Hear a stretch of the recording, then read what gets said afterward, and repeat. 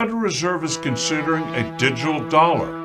The implications for privacy and freedom are frightening. And that no man might buy or sell, save he that had the mark, or the name of the beast, or the number of his name. Well, if you've ever wondered about some passages in the Bible, how can a government restrict the population so that you cannot buy or sell unless you have a particular mark?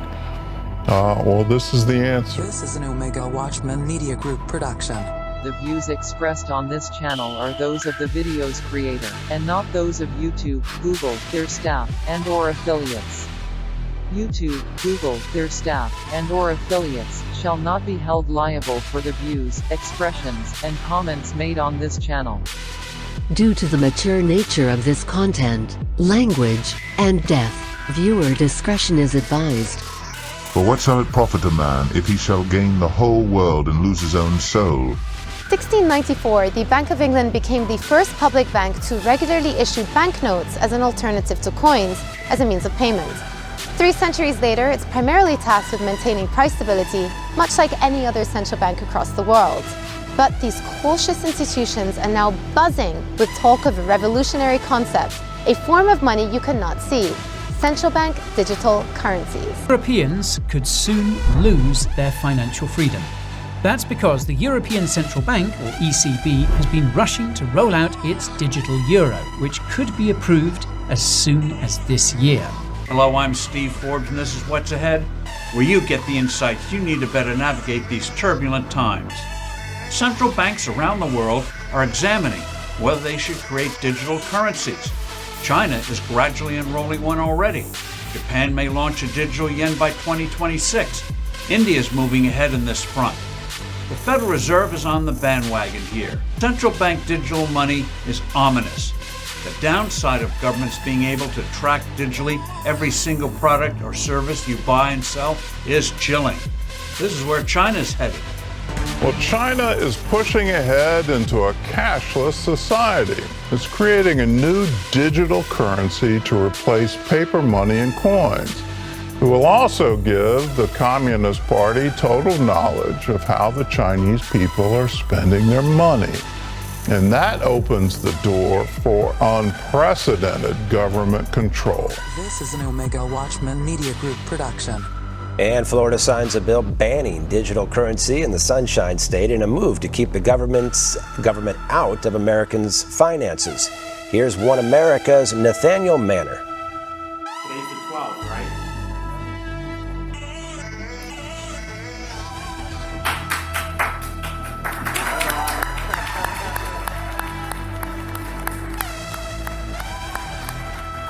Florida Governor Ron DeSantis signs a bill into law to ban central bank digital currency in the Sunshine State.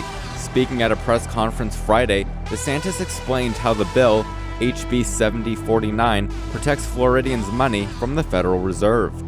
This is something that will be a massive transfer of power from individual consumers to a central authority. And that no man might buy or sell, save he that had the mark, or the name of the beast, or the number of his name.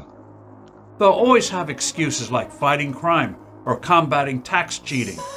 CBDCs would give officials a powerful tool of control and manipulation. It would be an irresistible drug for central banks trying to direct the economy. If they think the economy is overheating, they could freeze a certain percentage of your cash. Or if these poobahs decide that things are too slow, they could punish people who they conclude are saving too much. Spend it or lose it, they could decree. If you have undesirable political views, you might not be able to access your money, since traditional cash would be outlawed and your digital cash would be in a government-approved digital wallet.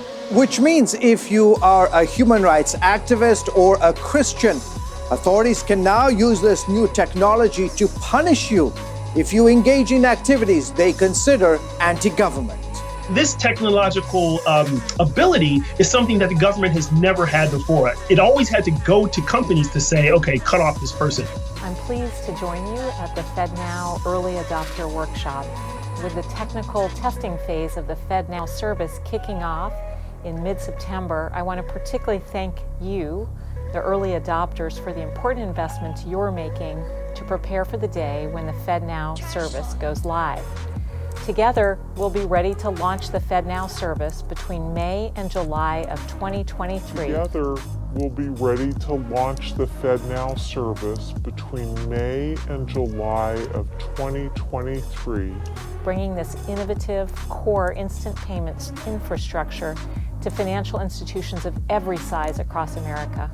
We've been working hard to deliver on time, but ultimately the number of American businesses and households that are able to access instant payments will depend on financial services providers making the necessary investments to upgrade our payments infrastructure. Together, we can ensure all Americans have access to a modern and reliable instant payment system. The payment system is a critical part of America's infrastructure that touches everyone. It touches everyone. It touches everyone. He causeth all, both small and great, rich and poor, free and bond, to receive a mark in their right hand or in their foreheads. This is an Omega Watchman Media Group production. Any way they can get into society to exercise their agenda, they will do it. So what the central bank digital currency is all about is surveilling Americans and controlling behavior of Americans. And how do we know? Because we've seen this happen in other parts of the world. Look at no further than China to see the impacts of centralized digital currency. The People's Bank of China uses its central bank to monitor citizen behavior, allowing for the surveillance of spending habits and to cut off access to goods and services. You also see things in the Bahamas, where they've instituted caps on CBDC holdings and transactions. In Nigeria, central bank capped ATM withdrawals to forcibly push the use of their digital currency in lieu of physical currency. And I don't even need to think here, what are they going to want to do? These ESG factors. You go and buy gasoline. If you bought too much gasoline, they just won't allow you to use this to make a transaction. Who knows whether they would let you buy a firearm or things that they disapprove of. And so you're opening up a major can of worms, and you're handing a central bank huge amounts of power.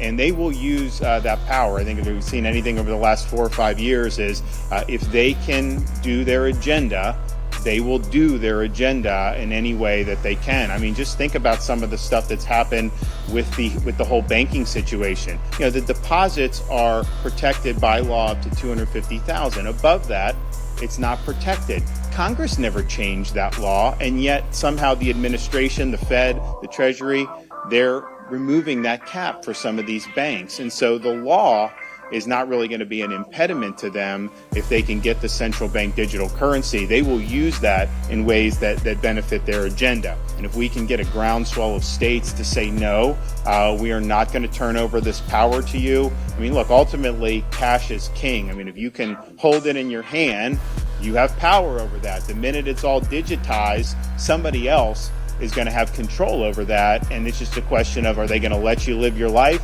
Or are they going to decide to do things to circumvent what you want to do? And think about what we've already seen. In Canada, you remember when the truckers were protesting the vax mandates, you know, they had banks, some of the government froze some of their banks. You had charities that were trying to help these guys, and that was frozen. So we've already seen government really overstep its bounds as it is in the banking situation and financial sector that we have now. Can you imagine if we went to something like a central bank digital currency? This is an Omega Watchman Media Group production.